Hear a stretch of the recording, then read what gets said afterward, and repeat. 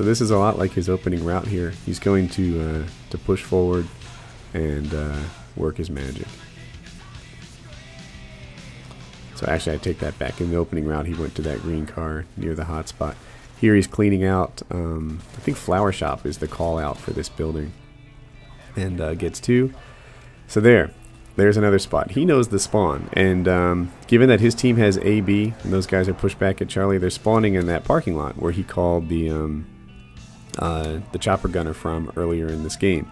And he dropped the Harrier on a highly trafficked area, the way from the parking lot to the C flag or the alley there that leads towards the B flag.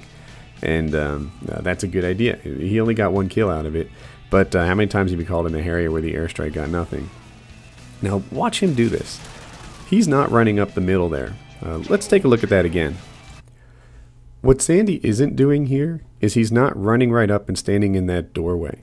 That doorway you could think of as the outer rings on a bullseye, just sort of, you know, letting everyone know where you are and that you're ready to be their victim. Instead, he takes a position on top of the flower pot behind the dumpsters and controls this engagement.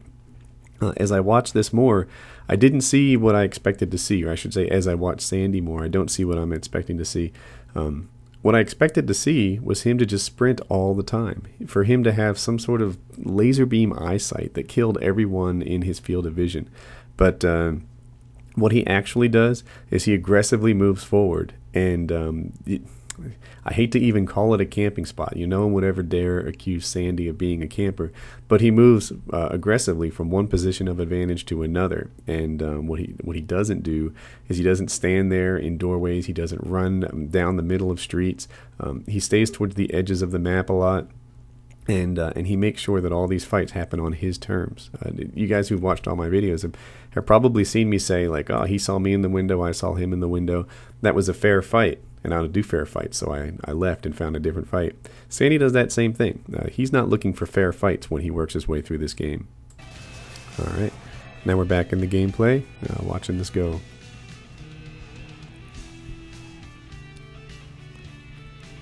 Oh, so he has the chopper gunner now, and he's looking towards calling it. I'm going to make a guess here and say that if he didn't have a nuke in his pocket, he probably would have stayed and defended Alpha in an effort to come back and come from behind in this game. I've watched Sandy play a lot, and he's a winner. He's not a guy who sits there and racks up KD. Even though in some of his highlight games it may look like that, he's all about winning games. So rather than hold A, because he has the win in his pocket already, he pulls out the chopper gunner and goes to town. Now with the AB spawn, for the most part, these guys, or with the AB flags, most part they're going to spawn at the top of the hill on Alpha, and so that's what he does. He focuses his effort, well, I guess on this map, on anyone he can kill, but the guys who spawned recently in particular, he wants to end. So here it is. It's a double nuke game, and you know, we all love to watch double nuke games. So there he is. He rocks it, and now he has 2 nukes in his pocket. And he's just going to push forward and do his thing.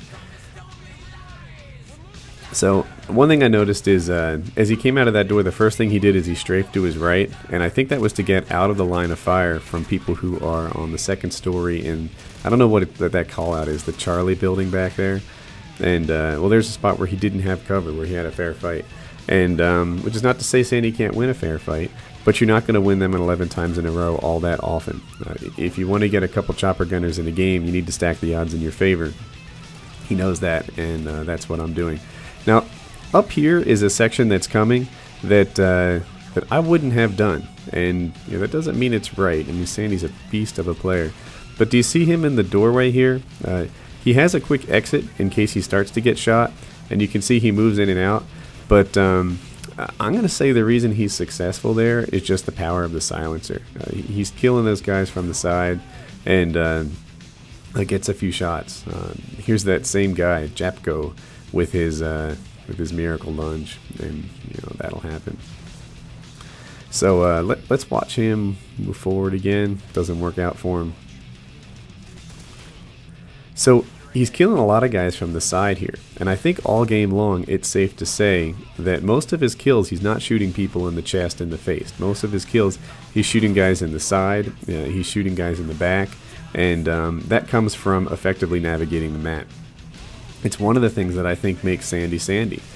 because he's up in there when they're not expecting him to be. They're not expecting him, and this might look like a beastly play, and sure it is, but I don't know. I don't want to say he was probably unhappy with this, but I bet he wasn't happy to die. I bet if you offered him the opportunity to stand in the middle of 5 or 6 people, he would decline. And yeah, it worked out well for him because they were kind of focused on the air power and such. But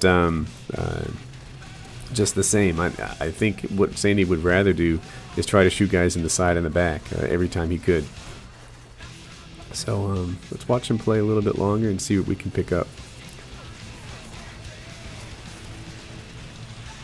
Yeah, again, I think he's using the power of the silencer here. They don't necessarily see him. A lot of times they're sprinting forward, and I think he's going to get killed right there.